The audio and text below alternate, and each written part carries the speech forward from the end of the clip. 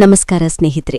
New Zealand ವಿರುದ್ಧದ 2ನೇ T20 ಪಂದ್ಯಕ್ಕೆ ಮುನ್ನ ಟೀಂ ಇಂಡಿಯಾದಲ್ಲಿ ದೊಡ್ಡ ಬದಲಾವಣೆಯಾಗಿದೆ. ಸ್ಟಾರ್ ಆಟಗಾರನ ಎಂಟ್ರಿಯಿಂದಾಗಿ ಭಾರತದ ಪ್ಲೇಯಿಂಗ್ 11 ಹೇಗಿರಲಿದೆ ಅನ್ನೋದ್ರ ಬಗ್ಗೆ ಭಾರಿ ಕುತೂಹಲ ಮೂಡಿದೆ. ಜೊತೆಗೆ ಈ ಪಂದ್ಯ ನಡೆಯಲಿರುವ ಮೈದಾನದ ಪಿಚ್ ರಿಪೋರ್ಟ್ ಕೂಡ ಕ್ರಿಕೆಟ್ ಅಭಿಮಾನಿಗಳ ಗಮನ ಸೆಳೆಯುತ್ತಿದೆ. ಹಾಗಾದ್ರೆ ಈ ಎಲ್ಲ ಅಪ್ಡೇಟ್ಗಳನ್ನ ಈ ವಿಡಿಯೋದಲ್ಲಿ ಸಂಕ್ಷಿಪ್ತವಾಗಿ ತಿಳಿಸ್ಕೊಡ್ತೀನಿ. ಆದ್ರಿಂದ ವಿಡಿಯೋವನ್ನ ಕೊನೆವರೆಗೂ ನೋಡಿ. ಆದ್ರೆ ಅದಕ್ಕೂ ಮೊದಲು ನೀವು ಟೀಂ ಇಂಡಿಯಾದ ಫ್ಯಾನ್ ಆಗಿದ್ರೆ ಈ ವಿಡಿಯೋಗೆ ಲೈಕ್ ಮಾಡಿ ಮತ್ತು ನಮ್ಮ ಚಾನೆಲ್ಗೆ ಸಬ್ಸ್ಕ್ರೈಬ್ ಮಾಡೋದನ್ನ ಮರಿಬೇಡಿ. ಸ್ನೇಹಿತರೆ, ನ್ಯೂಜಿಲೆಂಡ್ ವಿರುದ್ಧದ ಮೊದಲ ಟಿ20 ಪಂದ್ಯದಲ್ಲಿ ಟೀಂ ಇಂಡಿಯಾ ಭರ್ಜರಿ ಪ್ರದರ್ಶನ ನೀಡಿತು.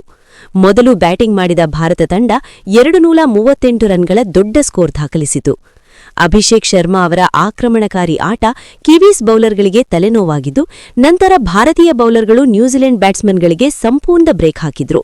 ಇದರ ಫಲವಾಗಿ ಭಾರತ ಮೊದಲ ಪಂದ್ಯವನ್ನು 48 ರನ್ಗಳಿಂದ ಗೆದ್ದು ಸರಣಿಯಲ್ಲಿ ಮುನ್ನಡೆ ಪಡೆದಿದೆ. ಇದೀಗ 2ನೇ ಟಿ20 ಪಂದ್ಯ ರಾಯ್ಪುರದಲ್ಲಿ ನಡೆಯಲಿದ್ದು, ಭಾರತ ತಂಡ ಗೆಲುವಿನ ಸರಣಿಯನ್ನ ಮುಂದುವರೆಸಲು ಸಜ್ಜಾಗಿದೆ. ಇತ್ತ ನ್ಯೂಜಿಲೆಂಡ್ ತಂಡ ಸೋಲಿನ ಸೇಡು ತೀರಿಸಿಕೊಳ್ಳುವ ಉದ್ದೇಶದಿಂದ ಕಣಕ್ಕಿಳಿಯಲಿದೆ. ಹೀಗಾಗಿ ಈ ಪಂದ್ಯದಲ್ಲಿ ಕಠಿಣ ಪೈಪೋಟಿ ನಿರೀಕ್ಷಿಸಬಹುದು.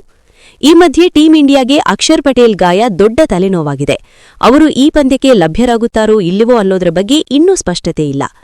ಅಕ್ಷರ್ ಹೊರಗುಳಿದ್ರೆ ತಂಡದ ಕಾಂಬಿನೇಷನ್ನಲ್ಲಿ ಖಂಡಿತ ಬದಲಾವಣೆಯಾಗಲಿದೆ.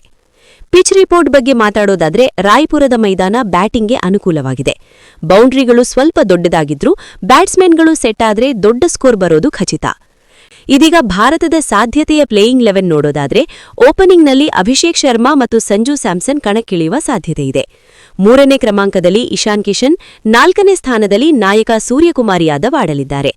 ಹಾರ್ದಿಕ್ ಪಾಂಡ್ಯ ತಂಡಕ್ಕೆ ಬ್ಯಾಲೆನ್ಸ್ ನೀಡಲಿದ್ದು, ಫಿನಿಷರ್ ಆಗಿ ರಿಂಕು ಸಿಂಗ್ ಮೇಲೆ ಭಾರೀ ನಿರೀಕ್ಷೆಯಿದೆ.